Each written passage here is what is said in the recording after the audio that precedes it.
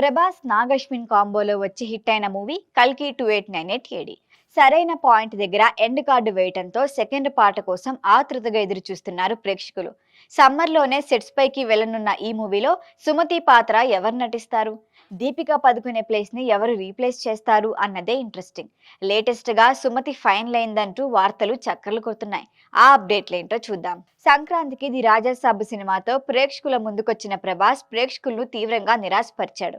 మారుతి దర్శకత్వంలో తెరకెక్కిన సినిమా భారీ అంచనాల మధ్య వచ్చి ఫస్ట్ షో నుంచి డివైడ్ టాక్ సొంతం చేసుకుంది.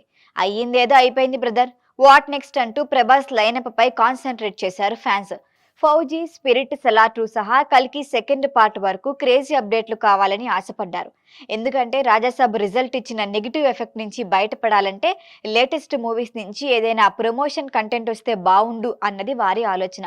అనుకున్నదే తడవుగా జనవరి 28 శృతి హాసన్ జన్మదినం సందర్భంగా ఓ స్పెషల్ పోస్టర్ వదిలారు మేకర్స్.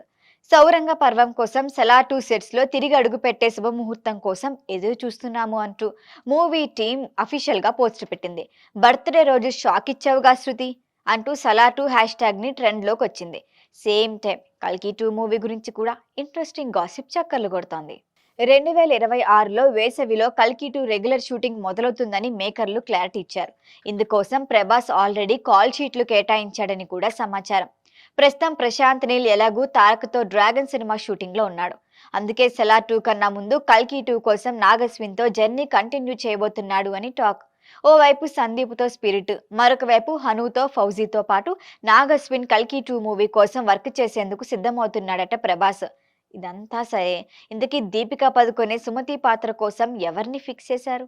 ఇది కదా సమాధానం రావాల్సిన ప్రశ్న అంటున్నారు నెటిజన్లు. సినిమాను మలుపు తిప్పే అత్యంత కీలకమైన సుమతి పాత్ర కోసం చాలా మందిని పరిశీలించారు. ఫైనల్ అంటూ కొన్ని పేర్లు కూడా వచ్చాయి. ఇప్పుడు లేటెస్ట్ గా సాయి పల్లవి ఫిక్స్ అయిందని టాక్. సుమతి లాంటి బలమైన పాత్రకు హావభావాలు పలికించడం అత్యంత ముఖ్యం. ఇంత బరువైన క్యారెక్టర్ కి సాయి పల్లవి అయితేనే న్యాయం చేయగలదని మేకర్స్ భావిస్తున్నారట. ఫస్ట్ పార్ట్ లో ప్రెగ్నెంట్ గా కనిపించిన సుమతి సెకండ్ పార్ట్ లో బిడ్డకి జన్మనివ్వబోతోంది. కల్కి ఫస్ట్ పార్ట్ లో సుమతిని తీసుకెళ్లటంతో ఆగింది. అక్కడి నుంచే సెకండ్ పార్ట్ స్టార్ట్ అవుతుంది. పార్ట్ 2లో మొత్తం సుమతి పాత్ర చుట్టూనే తిరగబోతుందని అర్థమవుతోంది. మరి సాయి పల్లవి ఫైనల్ గా కాదా? క్లారిటీ రావాలంటే కాస్త ఆగాలి.